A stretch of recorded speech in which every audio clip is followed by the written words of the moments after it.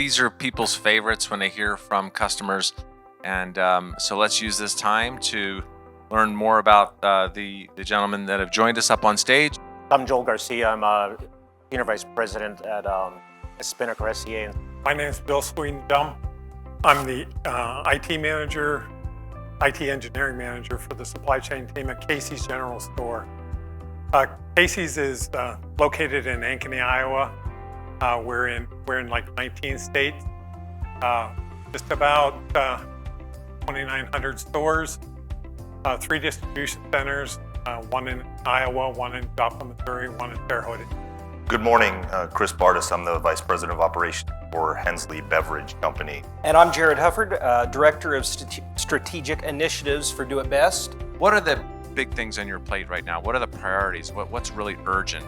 I think the primary thing that we're focused on, and I'm sure we're not unique in it, is just the labor challenges that have existed in sort of the post-COVID universe, right? And so at the front line in the warehouse, turnover continues to plague us just because of availability of jobs, job hopping. And so one of the things that we've really focused on is how do we leverage the system that we have with Softeon in particular to get more out of employees sooner, make it easier for them to integrate into our operations.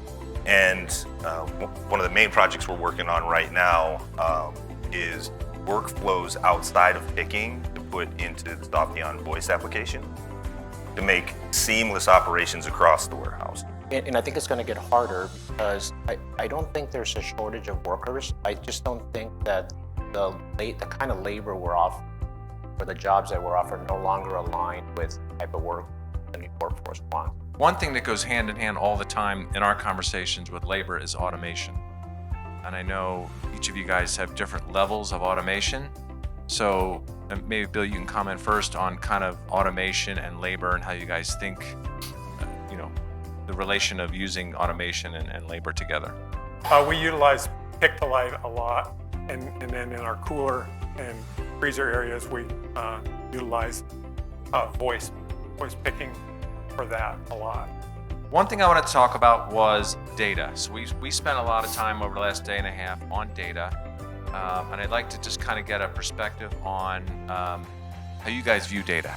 There's a lot going on with data at Do It Best, and we have a major push right now focusing on data, how we clean it up, how we utilize it. We need to move into that age where really there's that focus on real-time inventory, real-time availability of information. And that's really what's driving this, because as you look at, brick and mortar hardware store, we could continue with the status quo for some time. But Amazon, anybody heard of them? They're really driving what the consumer expects. So we're trying to manage that day-to-day business, but we're also bringing our systems up to provide our members with what they need to be able to function in the 21st century. It's a matter of being able to feed all the data that we need from our various systems into that data lake and then create the reports and templates out of there that, as requested, that we can fulfill the needs of the audit or the request. In this 10-year journey, we're still working out what are the right metrics to put in the dashboard. Who needs what information at what point in time to push the business forward in the best possible way. So for us, and I'm a data geek, so give it to me all, but I need to make it quick and consumable for my team so that they're able to put it to good use. If you don't understand that whole picture, it's hard to make a good decision for the business.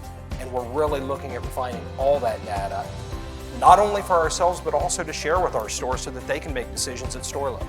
I'm really focused on looking at processes in the distribution centers and understanding where we have gaps in digitized assets and transforming those and start to transform not just the data, but the processes that are part of that business. What you guys are doing with AI, any pilots, any thoughts about where you're going to use it or utilize it, or where you are currently using it? Where we see it going, we're not heavily utilizing it today, but where we see it going is tying in with that data. But it's really tying into how do we get into the supply chain.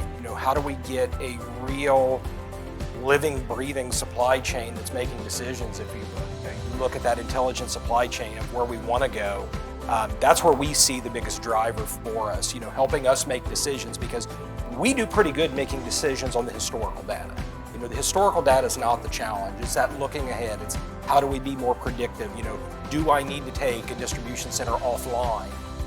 We're working on a chatbot to take all the documentation that we have, the Softeon documentation and then the documentation developed internally, and be able to allow the folks on the floor to be able to just start asking questions and let it parse through that and lead them to, try this, look at this, try that, and then call this person. So, All right, gentlemen, thank you so much. Let's give them a round of applause here.